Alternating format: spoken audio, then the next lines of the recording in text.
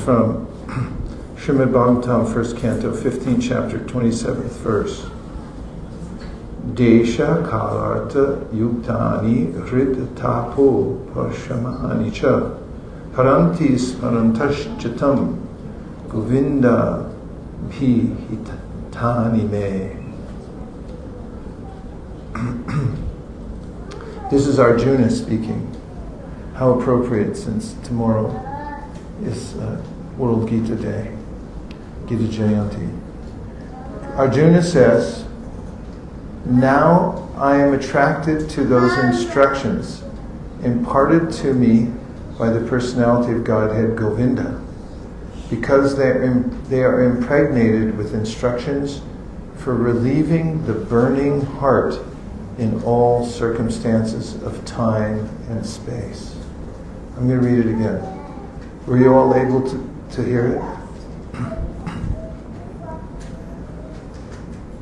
Now I am attracted to those instructions. So when he says now, does anybody know the context here? Because this is the 15th chapter, and I'll give you a hint. The title of the chapter is "The Pandavas Retire Timely." So why would he need to get in touch with the instructions now in the context of this verse? What do you think? Krishna has left. Krishna's left the planet, and the world's plunged into darkness. So now I am attracted to those instructions. So anyway, imparted to me by the personality of God of Govinda, because they are impregnated with instructions for relieving the burning heart in all circumstances of time and space. Prabhupada's purport reads like poetry here. It's so beautiful. You ready? Yes. You're ready. How do you know you're ready? You want to hear it? Here we go. Herein Arjuna refers to the instruction of the Bhagavad Gita, which was imparted to him by the Lord on the battlefield of Kurukshetra. The Lord left behind him the instructions of the Bhagavad Gita, not for the benefit of Arjuna alone, but also for all time and in all lands. The Bhagavad Gita, being spoken by the Supreme Personality of Godhead, is the essence of all Vedic wisdom. It is nicely presented by the Lord himself for all who have very little time to go through the vast Vedic literatures like the Upanishads, Puranas, and Vedanta Sutras. It is put within the study of the great historical epic Mahabharata, which was especially prepared for the less intelligent class, namely the women, the laborers, and those who are worthless descendants of the Brahmins, Kshatriyas, and higher sections of the Vaishyas. The problem which arose in the heart of Arjuna on the battlefield of Kurukshetra was solved by the teachings of Bhagavad Gita. I'll read that again. The problem which arose in the heart of Arjuna on the battlefield of Kurukshetra was solved by the teachings of Bhagavad Gita. Just by hearing that sentence, it gives solace, because so many problems in our lives seem intractable and unsolvable. Have you ever had a problem that seemed unsolvable? Solve comes from solvent, which when you apply to a particular substance, it dissolves it. Hare Krishna. So the Bhagavad Gita is the only solution for those who have a problem, which is having come in contact with material nature. Categorically, everyone has problems in this material world.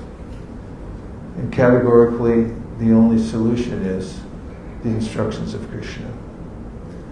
And of all the instructions, the Bhagavad Gita is the most straightforward and simple. Anyone can consume it within a small amount of time. In fact, you don't even need to read the whole thing. This is going to be a problem I have to call. Sorry for everyone listening online. So,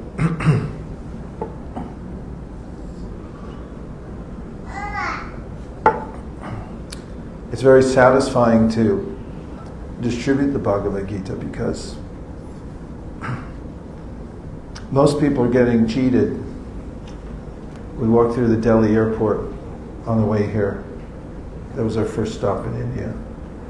And when you get off through immigration, get off and then go through immigration, then you walk through the duty-free shop. And I really felt sorry for the young men and women who work there because it looks so out of place, first of all in India, and then in Delhi, right near Vrindavan. And I see young people who should be given an opportunity to train their senses so that they can become attracted to Krishna and solve the problems of life. But somebody has induced them to come and work in a place where they're selling whiskey and cigarettes, all the stuff you really have to have, right? And I felt bad just seeing them. And then when I see all of you, I'm happy because you're doing the right thing. You're taking Bhagavad Gita every day, and then you're also distributing it to others. They tried to show enthusiasm, those young people in the duty-free shop. But how much enthusiasm can you have when you come from a culture where you know your grandmother's not going to be very pleased with you for what you're selling there? But all of you, on the other hand, if your grandmother did like Bhagavad Gita, and I haven't met an Indian yet whose grandmother didn't, would be very pleased, and rightly so. Because you have the key to success in human life. So it's important what you're doing, also developing a team. So there's this sense of cooperation and organization. And entrepreneurialism is exciting because we all have a creative spirit. We want to do something, right? Say yes. Yeah. And the best thing that we can do, and we can do it unlimitedly, because there's unlimited souls in the material world, is to develop ways to distribute Krishna consciousness. If you sell any other product, you're not going to be satisfied. Something wrong with it somewhere. But the distribution of transcendental knowledge is unassailable. And therefore, the greatest of devotees, since time immemorial, have glorified those who distribute transcendental knowledge, including the gopis in the verse Tapakatamritam, Taptajivanam.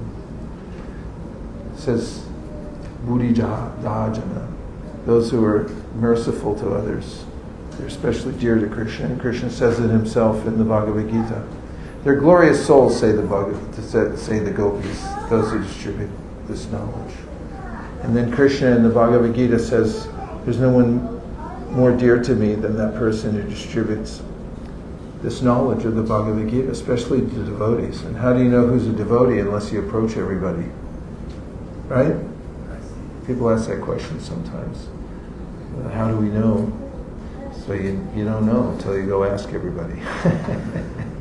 Sometimes it's surprising too, because you think that guy will never take, and then it's like, excuse me, it's like, oh, where have you been? And other people that look like they should aren't so into it. I was going door to door in San Jose once, and so there were apartments. We went to the upstairs apartment, and there was a Gujarati couple, young couple, and the woman was almost taunting me by saying, oh, these are just stories. I was presenting Srimad Bhagavatam to them because I figured they're Gujaratis, they might appreciate it. And she was indignant and insulting, actually.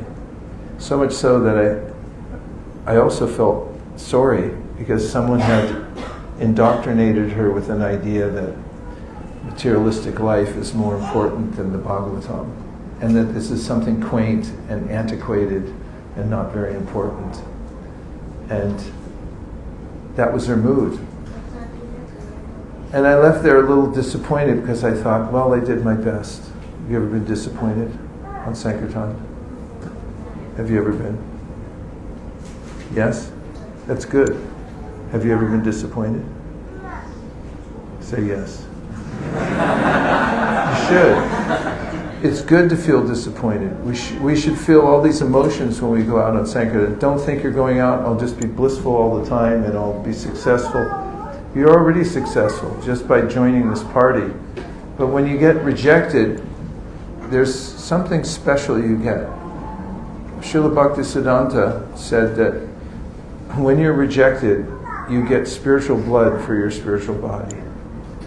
Anybody who's ever done anything good in the world has always been rejected. I mean, you read these things all the time. Guy gets rejected 500 times for writing a book, and then finally he becomes a best-selling author. But in the spiritual realm, you find the greatest acharyas have been harassed by people and even beaten or killed. Prabhupada mentions it, and we all know the histories, right? So when we go out, it's serious business. We're representing God. That's no small thing. We have to represent properly. So I came downstairs from the Gujarati couple feeling a little disappointed and slightly annoyed because of my own expectation. I thought they should take, and then not only didn't they take, but they tried to do the best they could to insult me. And then I went downstairs and there was these students. I think they all shared a small apartment, and they were from Yemen. They're Muslims. And they were sitting there smoking cigarettes and eating chicken. And when they saw me at the door dressed like this, they were amazed and they said, well, why don't you come in? So I sat down with these nice young men eating chicken and smoking cigarettes in the house.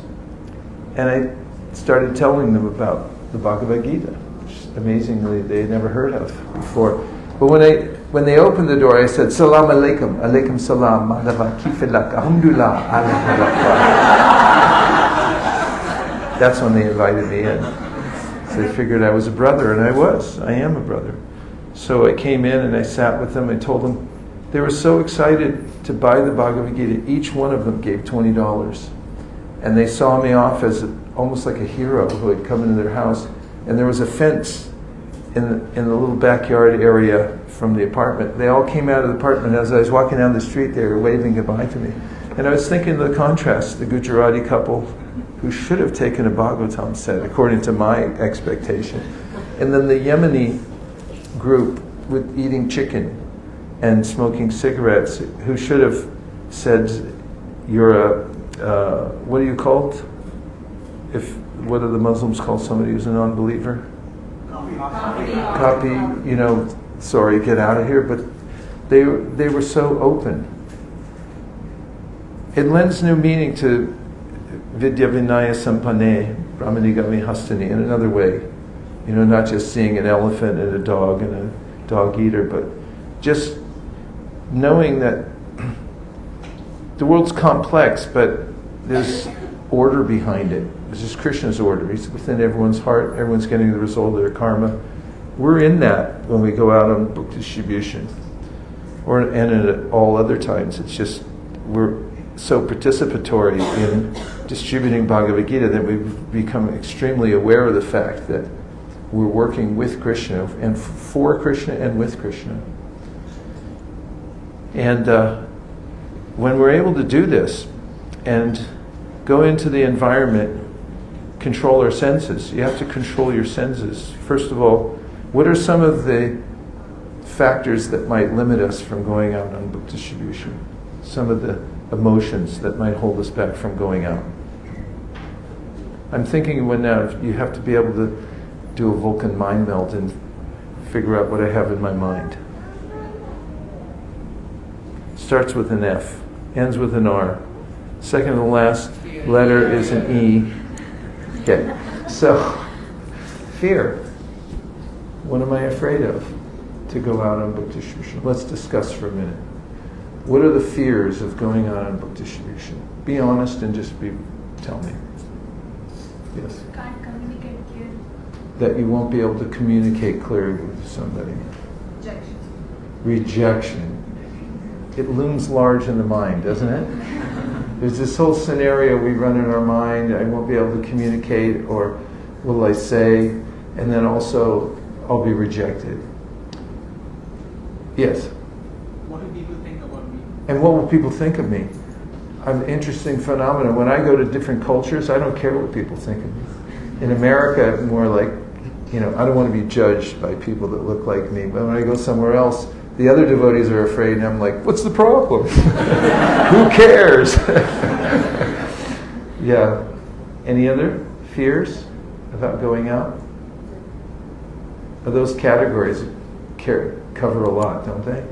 The fear of rejection, the fear of not being able to communicate, the fear of being judged by somebody else, and somebody says, oh, what are you? We used to get that a lot, especially when I was younger. I'm 67 now. I started when I was 16 and be out on book distribution. And one of the most common things I heard people say was, why don't you get a job? They thought I was wasting my time. They said, why don't you get a job? As if, you're non-productive. Why don't you do something useful? One of my friends who used to distribute with Ruchi Das, he passed about 20 years ago, but he always used to say, yeah, maybe I could get a job helping put stripes in toothpaste or something like that, as if there's something more important. And the fear of communicating, fear of rejection. Yeah, so there's different fears. And as I was saying, we have to learn to overcome these emotions. And what's some of the ways? What way? If I'll kind of give some context to this so you can give the right answer.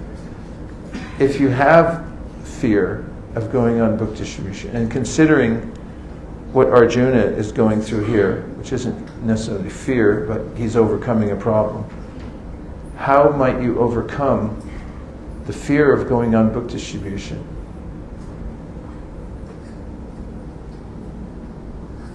By Go. having the experiences.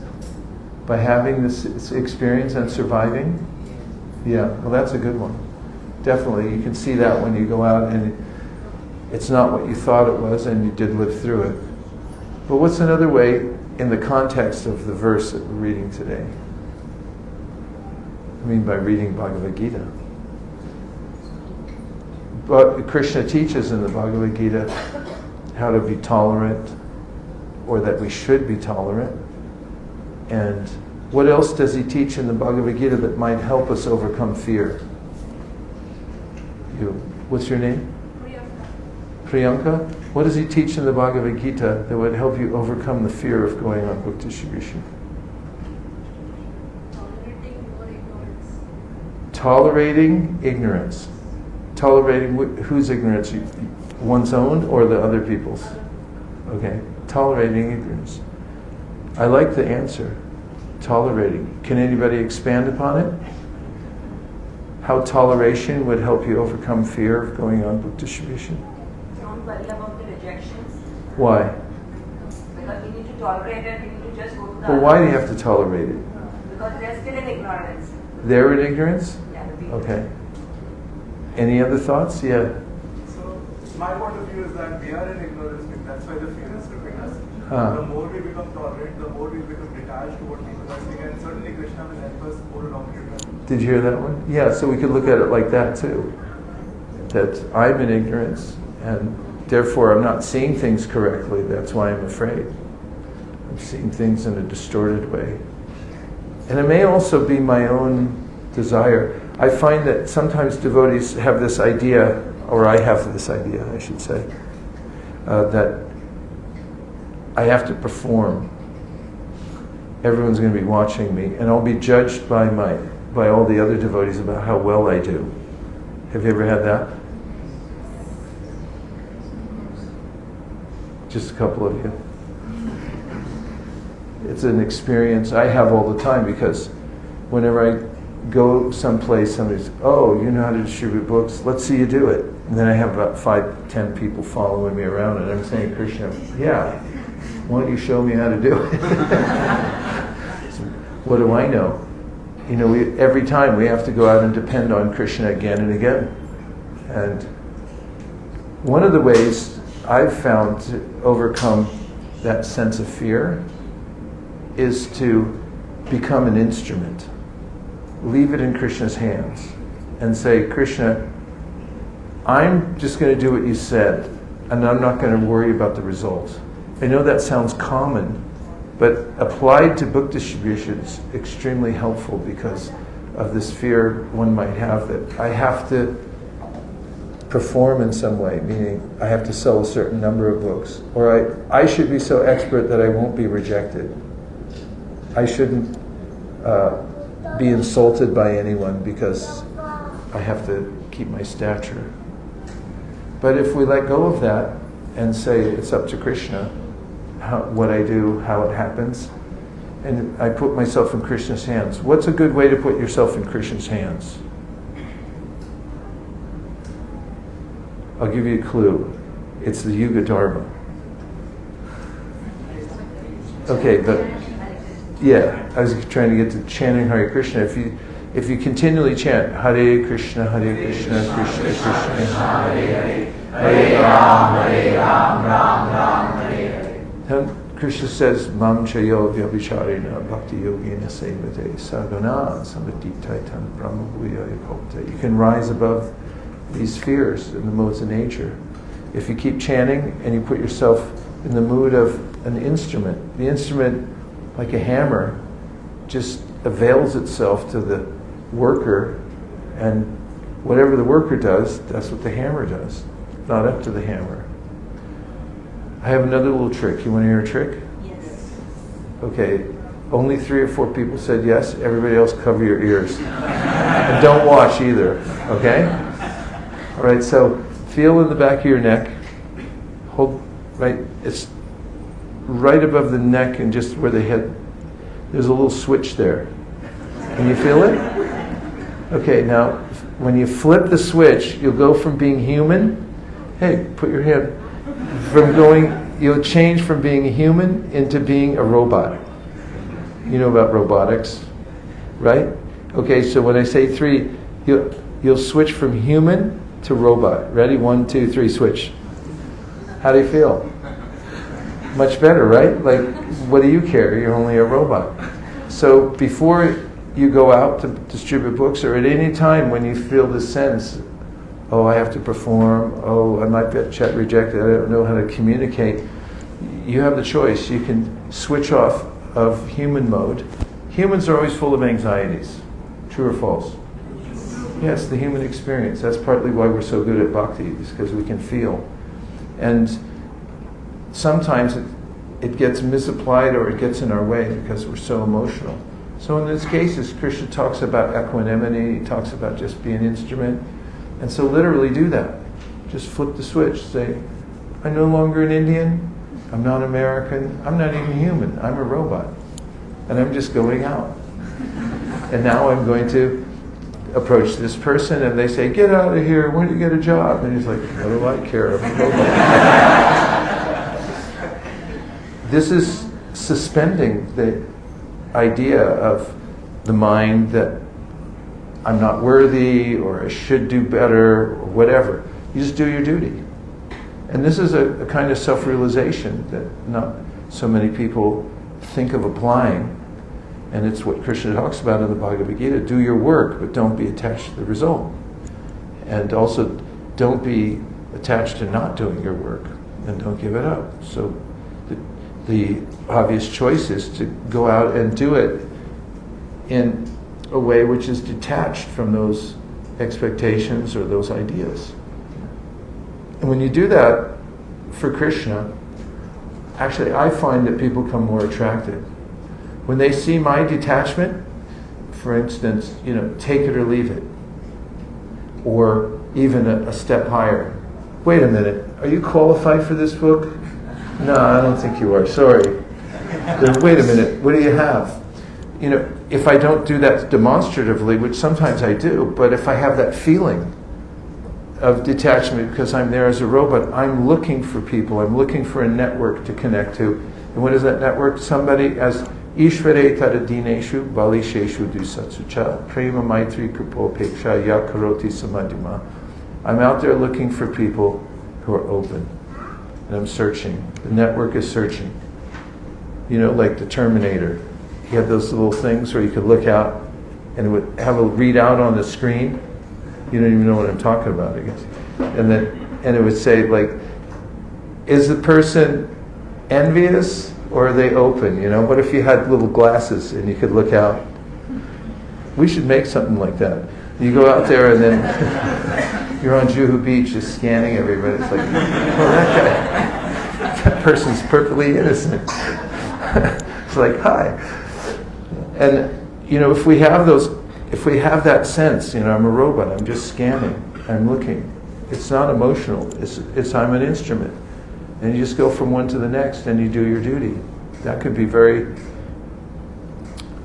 revealing, is when you see the result that I'm actually okay, I'm always okay. Then you can rise above the fear and not respond, not get absorbed in that feeling. So that could be helpful. So what do you all think? What are your realizations about book distribution or anything that you've come across that you want to discuss or ask a question about? See, I'm scanning now. My radar's out. If you don't ask a question or mention anything, I won't even be offended. I'm non-emotional. Yes? Most of the times we get this reply, oh, we have it, we have the Gita. People say most of the time they say, I have the Gita. I have the Gita. We have been, all of us have. I've read it also. I've already read it. What would be our best response to that? Okay, I'm glad you asked me that question. I'm going to help you out. You ready? Don't give Indians the Bhagavad Gita. It's a big mistake. If I went to a Muslim country with a bag full of Qurans, what do you think people would say? If I stood on the street in, name a Muslim country. Yeah. Iran. If I went to Iran with a cart full of Qurans, and I said, excuse me, come over here. Here, have a look at this. What do you think they'd say to me? I know what they say, because one day, I'll tell you a story in the middle while I'm telling you this. I was going door to door, and I met this young Muslim kid. He was very enthusiastic. He definitely wanted to convert me to Islam. And when he saw that it wasn't possible, he became very ecumenical, and he took a couple of books, and in return, he gave whatever he could. That included 4 orange sodas in the can, you know, Fanta. That's popular. I said Fanta. Everyone knows Fanta. Just Fanta. I think he gave a bag of nuts or something, whatever he had in his cupboard. And he also gave me a Quran, and he gave me a book about the Quran. So I put the book about the Quran and the Quran in my book bag, and I gave the sodas to the devotees to put somewhere else. And then I was walking across the parking lot a little later, and I saw this gentleman, and I approached him, and I showed him the Quran. He goes, I'm a Muslim. No, actually, he told me he was a Muslim first. And then I said, oh, great, here. And he said, I'm a Muslim. Because I showed him the Quran, so he repeated it. Like, are you crazy? Why would you give me the Quran? You got it so far? So I said, okay. But you don't have this. It's a book about the Quran. And he gave it to him, he gave me a donation. And then I started realizing with Indians, the first time when they show rejection is when you show them a Bhagavad Gita, especially if you try to hand it to them. And what you're saying to them is, you should have been reading this, and you know it. And what people feel most afraid of when they get approached by us is being condescended to. Now, we are condescending, it's just a fact, otherwise we wouldn't be out there. We're saying basically, like, you really blew it, and here's a chance to redeem yourself. That's what we're really saying, if you look at the whole context. But we can't say that. Otherwise, we'll alienate everybody. Now with Indians, to hand them a Bhagavad Gita first, that's giving Bibles to Christians or Qurans to Muslims. Do you see the parallel? You're in India, you're giving a Bhagavad Gita to Hindu people. Okay, so here's what I do. I don't hand them anything. I don't hand them a card. I don't hand them a book. I don't tell them what our website is, because as soon as you give them something, they're going to walk away. They're going to use that as an excuse. As soon as you give the card, then they'll say, "Oh yeah, I'll get in touch." Don't give them a card. Don't tell them your website. If they say, "Do you have a website?" Say, "Yeah, we do." That's all you tell them. So here's what I say to Indians. And you can write this down, because this is a very helpful mantra I'm going to give you. You can thank me later. So I say to them, as you know better than me. I preface almost everything I say to them with this, as you know better than me. And when I meet them, I ask them where they're from, and I appreciate where they're from, because everyone likes that, right? Boma Ijadi. And then I say, as you know better than me, the world has a lot of problems today. And as you know better than me, India has the solution in it, and the knowledge. And then I tell them, you know Bhagavad Gita. Your mother read Bhagavad Gita. Your grandmother memorized Bhagavad Gita. I say those three things. And they're like, yeah. And I say, so you already know this. You already have this. Now those are the 5 things they were about to tell me. They were going to tell me, I already know Bhagavad Gita. My mother reads Bhagavad Gita. My grandmother memorized Bhagavad Gita. So I just took away everything they were going to say to me. So now they're like, what do I do now? And I didn't hand them anything, so there's nothing for them to reject. So there's nowhere to go. So then I go on and I say, so what we're doing is we're distributing the Bhagavad Gita to people who don't know Bhagavad Gita. And I name, we've translated into Chinese, into Russian, into German, into English. And we're starting schools for young people so they can learn the whole Bhagavad Gita and teach it to the world. And as you know better than me, this is the real solution to life. The real solution to life is spiritual. You can't solve a problem with the same consciousness that you created it. And they're like, wow, he didn't hand me anything. He acknowledged me. He knows that my mother read Bhagavad Gita. He knows that my grandmother memorized Bhagavad Gita. He knows, and he's honoring that he knows better than me, that I know better than him, right? Then I say, all we're doing is a fundraiser. We're collecting money. And we're raising funds so we can give the Bhagavad Gita to people who don't know anything about it. Now, the difference is, because I was talking to Prabhu on the way from the airport, and he said, we go through this progression, but we say that at the end, when all of the else is lost. They've already said no 5 or 10 times, and then you present it with that.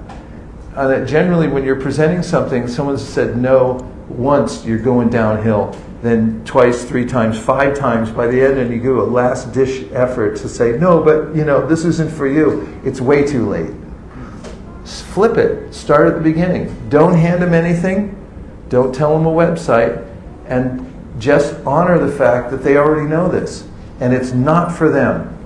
And if they try to say, when they see you with Bhagavad Gita, so this is not for you. You already know Bhagavad Gita.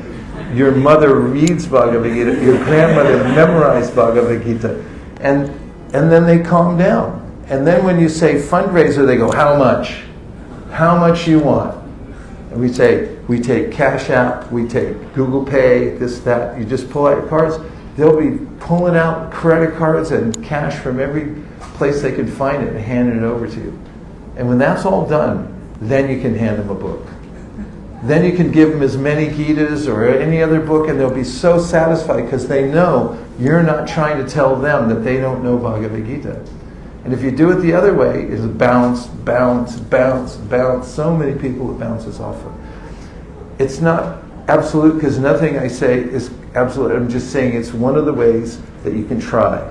Because you'll notice if you flip things sometimes and just try a new method, if you're getting bounced too many times, you try something completely new, like flip it totally, and you start getting a different result, you're on to something.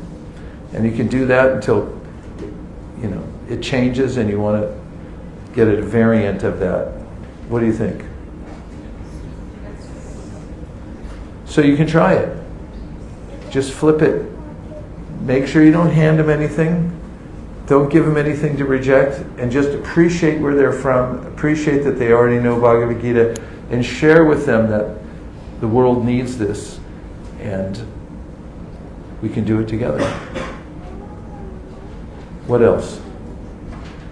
Yes? When we go out for book distribution, most of the time When we go out on book distribution, most of the time, we look for someone from the same, like Hindu only. you look for somebody who's Hindu only. So when we come across to Muslims, and we try to unknowingly, if we come across to a Muslim, When we come across a Muslim unknowingly, they just say I'm a Muslim. I'm a Muslim. Why offering me? Or Why are you they offering me? are convinced, like ladies, some ladies are convinced. They say we are Muslim. They'll convince, some ladies will be convinced I'm already a Muslim. But So you want me to help you out with that? Yeah, they give some money. They give money? But they say they can't keep the books. They can't keep the books. Okay, well, we can respect that. Sometimes if they want to, we respect everybody. If they're nasty, we respect them from a distance. This is what Ishvare Taradineshu Balisheshu Dusatsucha Prema Maitri Kupopeksha Yakaroti Samad. But like if it was an Indian, I wouldn't hand them a book, as you already know, and I just go into the other thing and then tell them that we're doing a fundraiser. That's how I approach people generally. Yes, Prabhu. I've seen some of your videos. You've seen some of my videos. So there I've seen certain people you selectively praise them.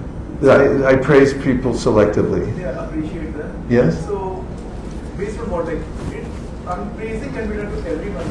Can we not just do it to everyone? Why do you do it to you? Like What do you mean I selectively praise people? I don't know what you mean. Once I saw one boy, he said that, you are so spiritual, you don't need these books. No, I say that to everybody. So it's part of my presentation, and it's true. And I'll just tell that part really quick. I say to people, books on yoga and meditation shows that you get free from stress. You've heard of stress, right? They can say yes or no, and it doesn't matter because it'll still work. Because if they say yes, I say, really, you don't look stressed. What's your secret? And if they say no, I'm not stressed, and I say, I know, you don't look stressed at all. What's your secret? Just goes the same route, same algorithm, same circuit, right? So then I say to him, this is a really powerful phrase, and you can use this. If you don't use anything else, you can use this. He goes, really, don't mind me saying this, but you look spiritual.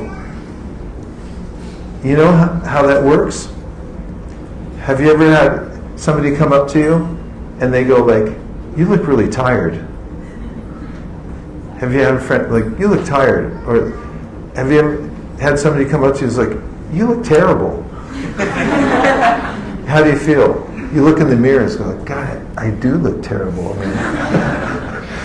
And if somebody says to you, you look spiritual, it's instant self-realization. That's what they get. Instant self-realization, because all of a sudden they remember, hey, wait a minute, I'm not my body. I'm a spirit soul. I come from the spiritual world. I have nothing to do with this material world. Verses started coming to their head, and then, it's because you look spiritual. And then you say, after that, what's your secret? Now here's the beauty of that question. And by the way, questions are the answer. Whoever's asking the questions is leading the conversation. So when you ask somebody, what's your secret? You're changing the relationship. Remember earlier I told you, that what people don't want is somebody condescending. They don't want you walking up and saying, your life's messed up, I'm going to fix it. That's not the psychology of a jiva in the material world. They're thinking, no matter how broken down they are, it's like, nobody going to come and fix me because I'm fine. And I'm going to fix it myself, and I don't need God, and I definitely don't need you. So, you say to them that, what's your secret? Now what you've done is, you've put them on the Vyasasana. And you're like, you please tell me, sir, you tell me. What's your secret? How do you do it? How are you so spiritual? And then they'll tell you, according to their mode of nature, it's like, hey, I smoke ganja, or they'll say, if they're in the mode of passion, it's like, I work hard and I organize my life. And if they're in mode of goodness, they'll say, well, my parents taught me yoga when I was a kid. And if they're a little transcendental, it's like, well, I met a devotee, 10 years ago, and I had some prasad. Whatever it is, they'll tell you their secret. And then you go like, fantastic. I knew you were spiritual, I could tell. And then you have permission to go in and show them the book more, because you've already changed the relationship. So there's that switch, that we go from, now I forget who I'm answering again, I'm sorry. It was you. Yeah. So we change the relationship with them. Okay. Getting late, right? Just had a small question. Bro, so what I have found in my experience is that when I'm handing over the He's Bhagavad found Gita, that when he's handing over the Bhagavad Gita, yes, so people try to back out. They don't even people touch. back out before they touch it. Were they Indians? Yes. Okay, I already answered that. No, I really already answered. That's why. I told you why they're backing out. They know what the Bhagavad Gita is. So actually I Yes. see fear in their eyes. Yeah, you'd be afraid too if you forgot to chant your rounds for a week and then somebody came to your door and said, here's your bead bag. And like, we found it. It was at the bottom of the... It's like... You have to respect where they're coming from. You have to invite them in a gentle way. Not like, hey, you forgot. People want to be invited in a gentle way. So you have to be gentle with them. And that's what the art of book distribution is. You have to figure it out. Where do people live? What's the psychology of the soul? And then you deal with them in that way. You can try it. Try reversing it. Use that at the beginning instead of the end. Here's another principle. It's called core and explore. We get into things we know work to some degree, right? But there's a lot of things that we think about. What if I did it like this? What if I did it like that? What if I totally changed it around, or I changed it a little bit? But we never do it because we're so used to just do what you know. Just do what you know because I can get some kind of result, right? Yes. But if you take this example, core and explore, they use this in investing. Say, invest 80% of your capital in what you know is expected to get a good return. Take the other 20% and put it into other things, emerging markets and whatever else you want to do that's kind of off the beaten path. Because the ratio works. And it's the same thing when you go out for book distribution. Take 20% of your time to experiment with things you've never done before. What about asking people for much bigger donations? Instead of saying give a little donation, say give a big donation. Sometimes devotees say, well, just give a little donation. Don't say that for 20% of the time. Say, give a huge donation. Give everything you have. People say, how much should I give? Say, listen, some people give their whole lives.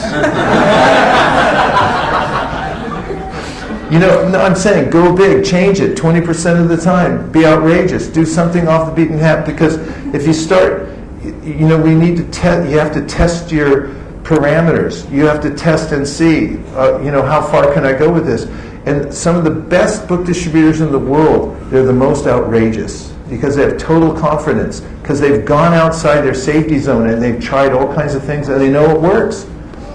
And then they've come to a new level of audacity almost in presenting because they're so confident. And people pick it up and they just feel like, I got to do this because this person's so confident. If you come up to them like I know in the early days when we started asking for credit cards, when it was like a big deal because it was really hard to have credit card acceptance back in the old days, kids. So then, I'd notice that if we'd say, they'd say, we don't have cash. In the beginning, we didn't even accept credit cards. And somebody would say, we don't have any money. It's like, great. No, I just found some cash. But then one day somebody said, okay, here, and they handed us a credit card. And then I started realizing that when we did get credit card thing, in fact, it was a physical machine, before digital, you had to like that, and on a piece of paper.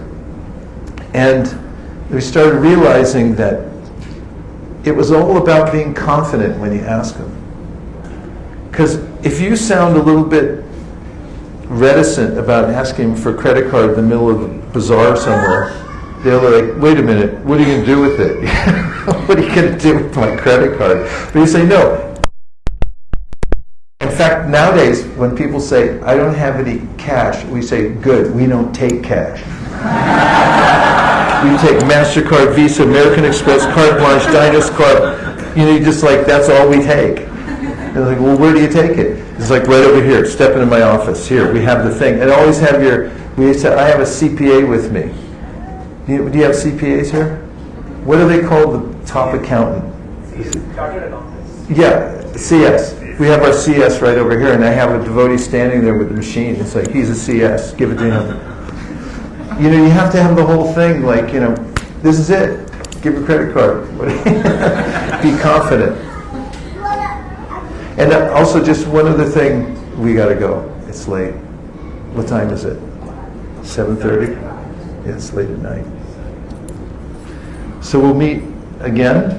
Tomorrow we'll go out to Juhu and wreak havoc on the material world by our distribution of the holy names and transcendental literature. And so I think tomorrow we have another seminar at 11 o'clock. Here? Oh, okay. What do you all think we should do tomorrow for the seminar, just so I have a little heads up? What kind of things do you want to hear more of? Because we have how much time tomorrow at 11? Yeah, we have a little time. Any of you have time to come tomorrow? What kind of things do you want to hear more about? Your experiences, like you've been into this. You mentioned like since 16 you have been doing this. So some of the prominent experiences. I could tell a few. I'm not really great at remembering all the things that happen. I mean, I can bring up war stories and this and that, but I mean, I can do a little bit of that, but it's not my real thing to remember a lot of incidents. But I'll try. I'll try to give a couple. Any other things you want to hear? More tips. More tips. Practical stuff, right? You already know why you're distributing books, right? You don't need to hear that much more. But Prabhu, on reading. reading, we're going to do that on Sunday, right? Because I'm really into that. A lot of our marathons, like the last one we did for the Srimad Bhagavatam, to be successful, you had to not only try to distribute sets of Bhagavatams, but everyone had to memorize the second chapter of the Bhagavatam. Did you have that here? No. It didn't make it that far. I'm trying to make it popular around the world, but we had it was called Get the 34. There's 34, you know about it, right? There's 34 verses in the second chapter of the Bhagavatam. What's the name of the second chapter of the Bhagavatam?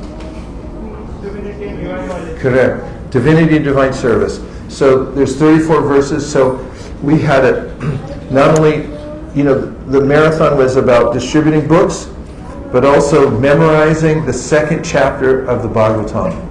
But not just forwards, also backwards. You have to know it forwards and backwards. How's that sound? It's not difficult at all, but it's nice because it sounds a little challenging, right? But everyone loved it. Everyone memorized the second chapter of the Bhagavatam, and so we added that on, and we're going to talk about the importance of reading Prabhupada's books on Sunday. Dear Srila Prabhupada, dear Sri Chaitanya Mahaprabhu, Shri Shri Panchatattva, Shri Shri Radha Rasa Bihari, Sita Ram Lakshman Hanuman, if you so desire, please empower our extraordinary team here in Juhu to expand the monthly Sankirtan festival and the reading of Srila Prabhupada's books. Thank you for considering our request. And also, please bless Narottam Priya's dear mother, that she may attain ultimate shelter at the lotus feet of Shri Shri Radha Rasa Bihari. Thank you for considering our request. Om Tat Sat. Everyone agrees with this prayer in whole or in part. Please unmute and say Hare Krishna.